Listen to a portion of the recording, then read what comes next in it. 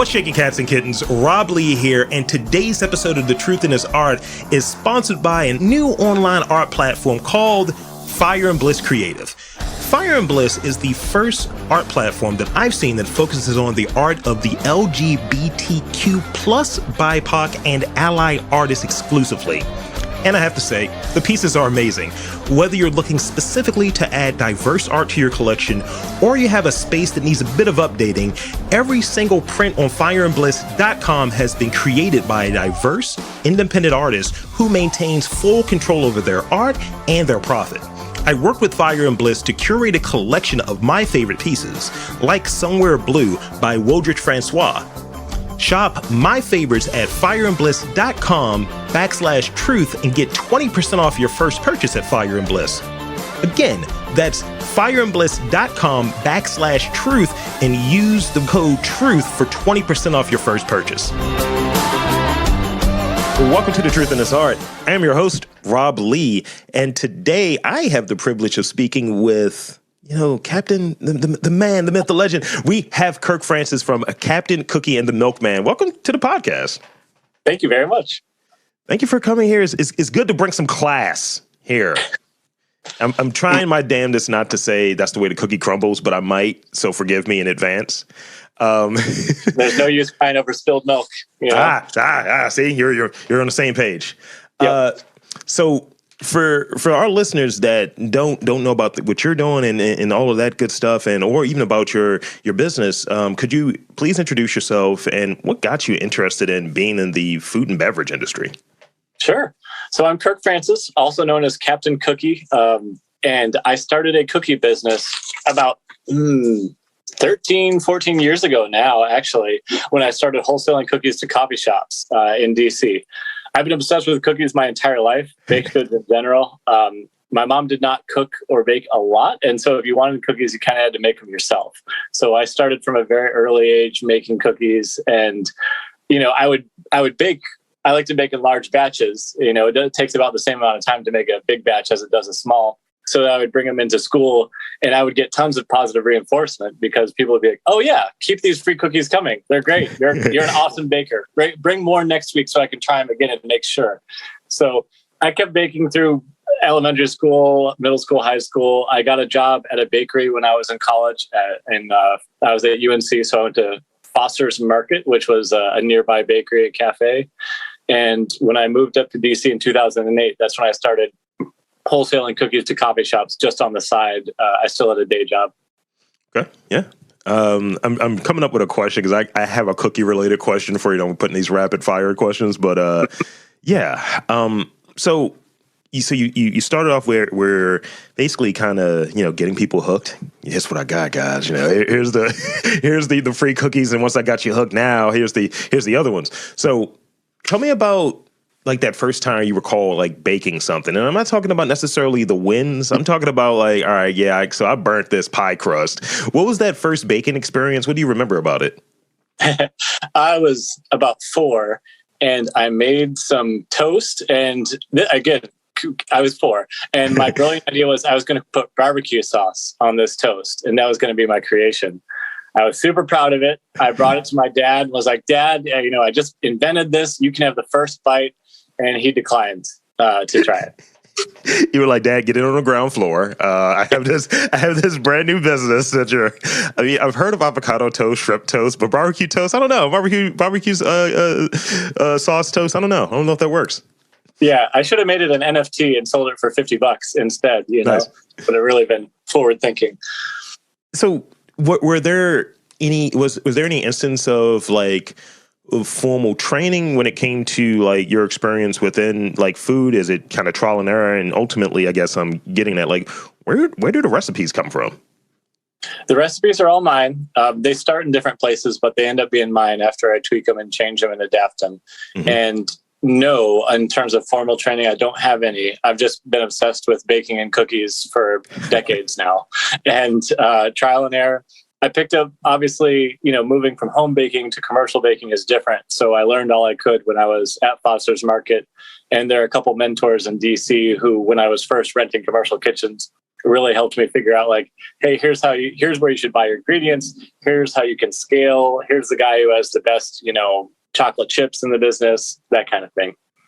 That's good. That's good. Cause I think when people are doing the tinkering, which is a segue to my next question, when people are doing the tinkering and kind of figuring out how to, you get the basis, you get what you're doing, this is how this works, and getting the really good ingredients and making those connections that way, then you're able to kind of break the rules. And I think cookies, desserts, things of that nature, there's a technical component to it, obviously, but really you want the goodness. You want the butter, you want the sweets, you want to attach, at least in my head, and maybe for you going back to, doing this and really having this pursuit for decades at this point, of you're attaching yourself to a memory.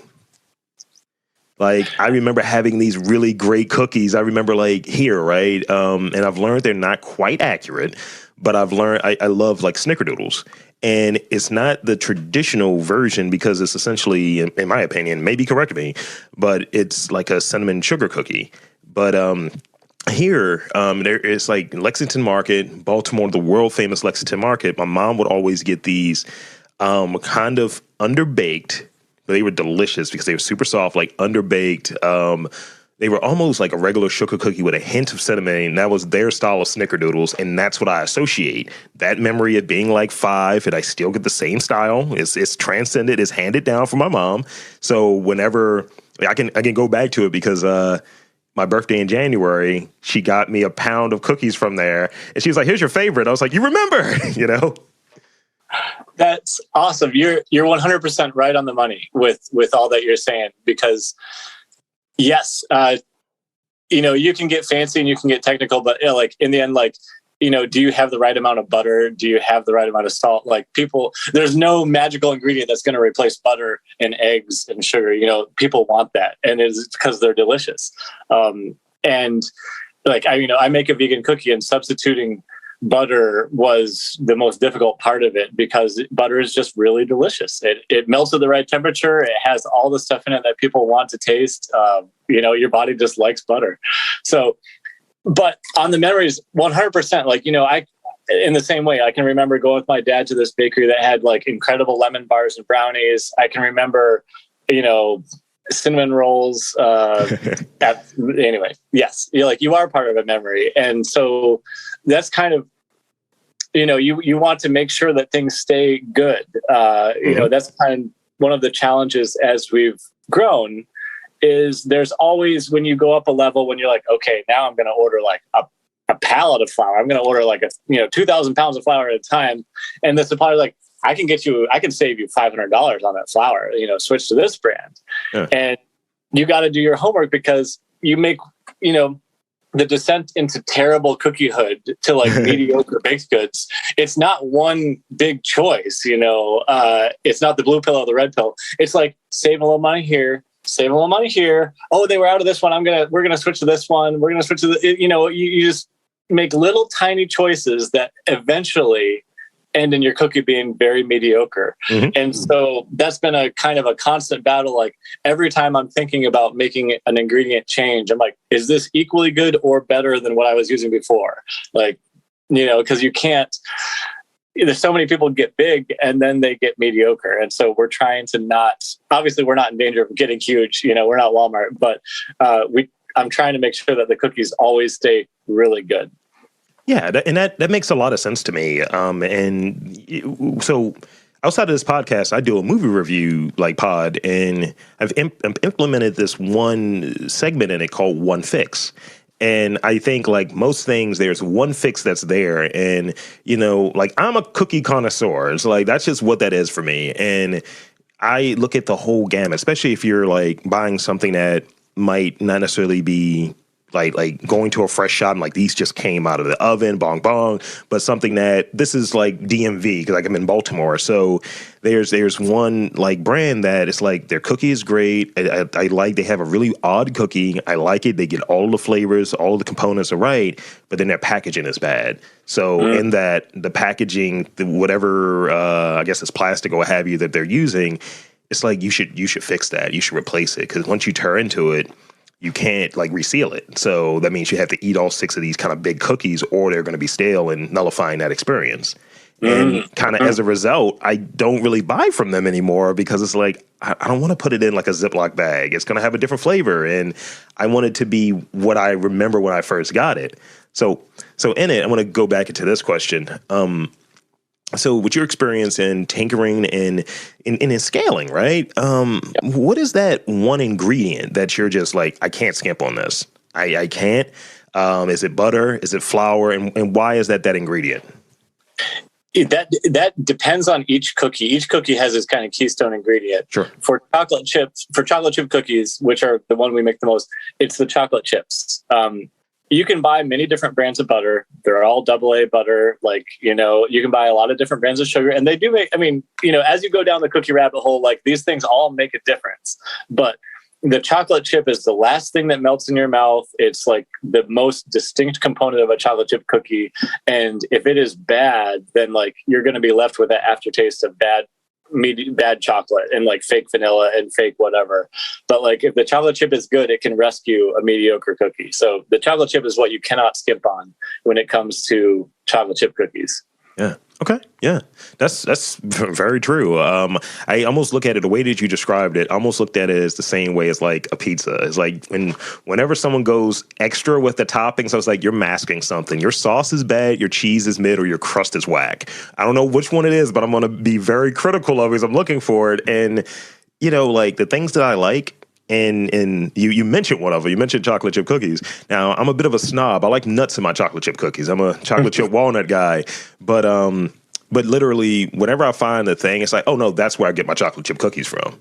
Like I'll travel for my thing. So I remember it was once I was down in DC because that was the closest Magnolia, and I was like, I'm getting some banana pudding, so I'm going to take this train down here to get it. This is convenient. This is smart to me. Not going to New York. This is responsible. But that's your alternative. Yes, you're right. Yeah. That is responsible. But it's also you save. If you care about eating like a really good cookie, if you're like, I have 2,000 calories today, I'm going to spend them very wisely. Then you're better off eating that one delicious cookie that maybe has 250 calories than like satisfying yourself with maybe like 5 Snickers bars or something else that's not quite hitting the craving that you really wanted. So you eat too much of it, so save your calories for those good ones and you end up being more fit overall. Absolutely. I agree.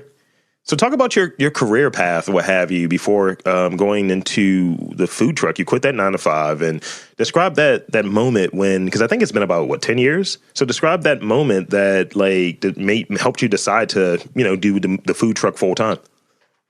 So I had been for about 4 years, like 2008 to 2012, I had been doing this thing where during the day, I was a contractor for Homeland Security. I was with one of the big contracting agencies, and it was fine. It paid the bills. And at night and on weekends, I was doing cookies. So I was doing maybe 50 hours a week at my day job and like 20 to 30 hours a week doing cookies on the side, delivering to coffee shops and stuff. And which was helpful because it prepared me for like the ridiculous hours that being an entrepreneur, food truck owner were about to be. But I actually never tried to do the food truck simultaneously with the day job. Like I wanted to give it, like I had just invested like my entire life savings and borrowed money from my mom to build the food truck. And I figured this is the time to try it out. And I knew that I had known forever that at some point I was going to quit my job and try a bakery. And so when I first got my like nice job with like a 401k and everything, I started like saving money like crazy. I was eating beans and rice. Like I was saving all my vacation time, putting money in the 401k, like everything I could do to save while I had that money making job, because I knew that I was going to try this at some point. And I had worked in restaurants, like I worked at a Tex-Mex restaurant and other food places. And I saw people who worked in those restaurants for, that was their career for decades. And I just based on the wages, it's very difficult to work at a bakery and end up owning a bakery. Like it is just hard to make enough money to do that because the wages just usually aren't very good. And so I knew that I was going to have to get into my bakery sideways. I was going to have to get some kind of money making job and then come back into the industry to try and start something and own it. Because if I just stayed working at that bakery like for 20 years, at the end of it, like I probably wouldn't have enough to do it. So it was a little weird, but like, yeah, I did my like 4 or 5 years in corporate world, made enough money to save up some and like pay to build this cookie truck. And then I quit the job, albeit on very good terms. I told everyone like, I might be crawling back in 6 months. Like, look out for me if this selling cookies out of a van down by the river doesn't work out. I think it was around February, maybe March 2012 when I left the job and sold cookies. My first day I drove around and I made $250. I remember I called my dad, who's a doctor, and I was like, Dad, like, with first day on the cookie truck, I made $250. Like, this was awesome. And he says, well, Kirk, how did you get time off work to do that? And I'm like, oh, Dad, I quit my job. It's fine. It was just silence. He's like, you need to come in for a checkup. Yeah. My grandma on that side kept mailing me care packages for like once a month. She would mail me a care package with like food in it. So as soon as I got my first article written about like this Captain Cookie food truck that was doing well, I sent it to her. I was like, look, Grandma, it's a real thing. You don't have to keep mailing me food. I'm okay. That's great. So what would you say in this time frame has been that milestone of Captain Cookie? Well, one of the bigger ones. It may be multiple, but one of the bigger ones to come to mind. Probably the biggest reality check was so the cookie truck went well. I built a second one like the next year, like 2013, and obviously in order to run it, I needed someone else to run it, and so I hired my first full-time employee, and that was really sobering because I was like, holy cow. I am responsible for this guy being able to pay his apartment rent, like for, saving up for his wedding or whatever. Like this guy trusts me who is flying by the seat of my pants, driving a cookie truck around and fixing it when it breaks every week to provide an income for him. So that was really, a milestone that really made me kind of like take it seriously. I remember another time was when someone booked a wedding for a year in advance. And I thought, whoa, you have a lot of trust in me. Like, this is a food truck, this isn't like, this isn't some Costco or something where like it's going to be there 10 years from now. I hope it will, but I appreciate your faith in booking this.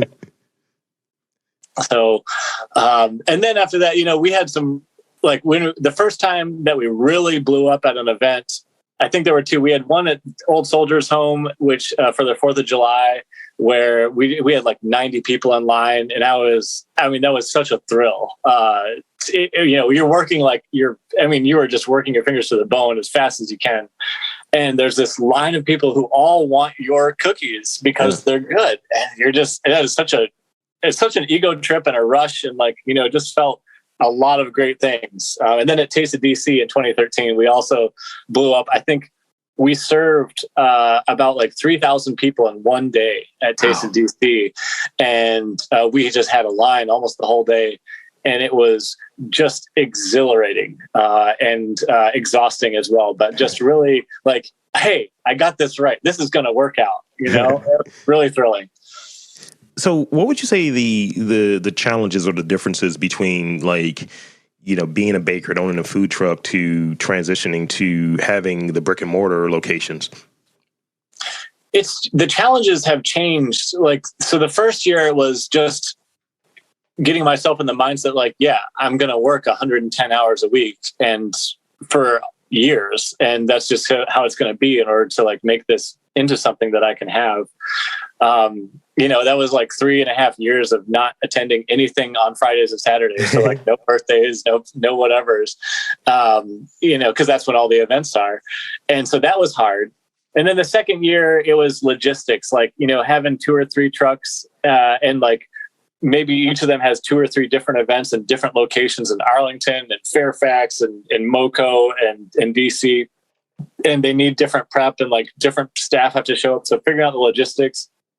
Then when we got more and we got the brick and mortar, it was more paperwork. It was like, okay, now I have like, there are like, 6 different permits that each food truck needs in every jurisdiction. The brick and mortar has its own paperwork. I've now hired a bunch of GW students who each have like some different state that they're claiming for tax purposes. And so I got to file state taxes in 9 different states. And so just keeping everything legal, or at least within like a week or 2 of being legal, was the challenge then. And now it's probably, managing people, I think, has been kind of consistently more the challenge, and just being smart with money, because, you can get enough rope to hang yourself when you get more than like past a couple stores. A bank will be like, hey, we'll loan you $500,000. And you're like, oh, that sounds really good. And then you're like, wait a second, if I screw this up, they're coming for my house, they're coming for my car, they're coming for my store. I'm going to have nothing. You just making smart decisions with big money, and not just being gung-ho and like, yeah, we'll build stores everywhere, because you could start not like that, but it's going to end up badly most of the time. So people and money right now are the big challenges, the differences. So in that vein, I got 2 last questions of real questions, and this next one would be, obviously, I get a warm, inviting, kind of fun, whimsical vibe from you. What are some of the creative things that you do with Captain and Cookie to develop a likable culture? Well, we try to hire friendly people as much as possible. We are not rocket science. Anyone can learn to scoop ice cream and like bake cookies. And so we're really looking for someone who is going to be friendly and honest and reliable. And whatever skills and background you have, like, it really doesn't matter. As long as you are friendly and honest and reliable, we trust that like that person is going to be able to create that whimsical, welcoming environment that you're talking about. Because also, like, we're selling cookies and ice cream. Like, you can't be Oscar the Grouch or the soup Nazi here. Like, you have to be kind of friendly. People are coming into the store either because they're celebrating something and they want something sweet to go with it, or because they need a pick-me-up because like they're down. Yeah. And, either way, like, just being sincerely friendly and wanting to like help that person out just goes a long way, because people are going to remember, 1, how good a cookie is, but 2, like, how do they feel when they were in the store? So that's just trying to hire friendly people and take care of them. My cell phone number is taped to every cash register that we have. We throw employee parties. We try to pay better, just a little better than the average for our industry. And since we are still a small company, we just have all those little things, like, hey, so-and-so's car broke down, they need an advance on their paycheck. So-and-so is having a substance issue and like, they're AWOL for 2.5 months. They showed back up, they got treatment. Like, can you take them back? Yes, we can. Like, so-and-so is having a mental health break. Like, we can work with that. So, which when you get bigger and bigger, and I get it. Like, I understand why you have to have policies and fewer exceptions as you get bigger. But like, we're still small enough where like we can still take care of people and be in touch with everybody and like know the people who are working for us. I dig it. And thank you for sharing that, because that's something that I recognize that as we come out of the pandemic, or as the pandemic is downshifting, if you will, there has been the great exodus, people leaving jobs and so on. And a lot of times it's not like money is a piece of it, right? But a lot of times it's about how do they feel about the place that they're working at? How do they feel like they're taken care of? And, the pandemic showed that a lot of these companies do not care, or do not care in a way that matters. So people are like, all right, I'm going to take my talents elsewhere. And that's what happens.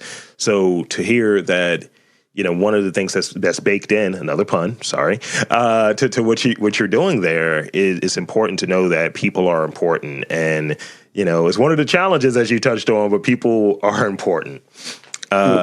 So last real question I have, and this is just, something that is kind of brief. It's almost a sasson to the rapid fire questions. But so Captain Cookie and the Milkman, the 3 words, what are they? What's the 3 words that would describe your biz? We are Well, we're sincere, and quality is such a banal, overused word. I don't know. Like, I'm gonna say great because like the cookie is great. And modest. Look, if I didn't think I had the best cookie, I wouldn't be in the business. See, I like it. I like it. I talk that talk. I got the same energy. I like it. And to be honest, like, if my cookie isn't the best, I will find out who is making a better one, and I will retcon their recipe, and I will fix my recipe to make it better. Because I had that happen with the snickerdoodle. I ate someone else's snickerdoodle about 4 or 5 years ago, and it was better than mine. It was the Pioneer Woman snickerdoodle, and I was so ticked off. And anyway, and enter like a That's 1.5 month intensive snickerdoodle laboratory phase, and the snickerdoodle is way better now. It is on a par. It was equal to or better than the Pioneer Woman's, in my opinion. You're selling the ticket. You're selling the ticket right there. That's true. I don't have the gravitas to actually get into a contest with a Pioneer Woman. She would crush me. But I think that our cookie stands up to it now. I dig it. And then the third one, let's see, friendly. Can't go wrong with friendly. Okay. All right. So now I've been filling in new questions in here, and these are rapid fire. So all of the goodwill that I've established, as we're breaking bread or having crumbs everywhere, all of the goodwill that I've established, I'm going to just pour it all away. So here's some rapid fire questions. What is your birthday meal? We all have a certain meal. It's a thing that we have to have on our birthdays. What is that thing for you? It's going to be either cinnamon rolls or carrot cake. For the dessert. And for the meal, I love Chinese food. I would love to have a legitimate either Sichuan hot pot or sijido, which is like a dry fried string bean or something like that. Twice cooked pork, really good. Any kind of authentic Sichuan Chinese food, and a cinnamon roll. That's what I want. That's legit. I'll tell you about the carrot cake story off mic. Favorite movie? Amelie. Okay, you were ready. You were prepared. Favorite food show? I don't watch any. Well, no, that's wrong. I've had, what's that? Great British Baking Show. I like Great British Baking Show. Same. We make fun of it. We do we kind of turn it down on certain parts and pause it when we're watching it, and we'll just interject what we think should be said at this next thing. It's oh no, you're burning it. Turn the oven off. Yes, same here. You watch people making mistakes in slow motion. You're no, take it out. It's don't fall over. Tell me about. I feel like in the test kitchen, you may have gotten to a point where you've done something super grandiose. It's look, I'm going to make this type of cookie. It's going to work, but it didn't really make it to the menu as an offering. Is there an example that comes to mind for you? Oh, there's several. And when I make mistakes, they're 400-pound batch mistakes, So this one was early on. It was probably only an 80-pound batch of cookie dough, but I was I saw some pinwheel cookies, and I was oh, I'm going to do that. And then I was I want to do a citrus because it's summer. So I made lemon lime pinwheel cookies. So I made 2 separate doughs. I zested 60 lemons and probably about 80 limes, folded the zest into the batter. I add a little bit of food coloring to each one. So your lemon dough was yellow and your lime dough was green. I rolled out the sheets flat, laid them on top of each other, rolled them up into perfect spirals, sliced them, baked them. These were perfect little yellow-green spirals flecked with zest. And no one bought them. People were not at all. And it was the most effort, I think, that I've put into any large-scale cookie, and it flopped super hard. People were that is super interesting. I will have a chocolate chip, please. Oh, that stinks. I mean, it sounds great though, because I like that lemon and lime flavor combination. I think it's underused in a lot of pastries. I will say, or baked goods, what have you. There's a pie place here locally that did a creamsicle pie, and I was like, this is great. And it was kind of the temporary replacement for their key lime. And I was like, no, key lime is coming back, right? I was like, let's not, this is great, but let's not be foolish here. Let's not be so excessive. Mm-hmm. Yeah. So you don't mess around with key lime. No, it's got to be on there. So last question I got for you that is in this rapid fire space. So music, podcast, or silence when you're working? And if it's music or podcast, what are you listening to? It's so it's going to be either music or silence. I'm usually, let's see, if I'm in the North Carolina store and I'm making dough, then I don't have a radio in there, so it's usually silence. But if I'm in Tastemakers, which is our kitchen in DC where we make all our dough, then it's usually I'm getting music from 4 different areas because like everyone has their boom box and it's a crazy madhouse kitchen environment. But if I've got it, then I'm listening to some terrible 80s or some Bare Naked Ladies, Stunt or Maroon. I dig it. So that's pretty much it for me. I want to thank you for coming on to this podcast. And 2, I want to invite you and encourage you to tell the fine folks where to check you out, Captain Cookie, the whole thing. Oh, yeah. Well, hey, I'm honored to be here. And I appreciate your time. You can check us out at CaptainCookieDC.com. And if you're in the DMV, we've got one store in Foggy Bottom, 2000 Pennsylvania, next to GW. We've got one up in Brookland at 2800 10th Street Northeast.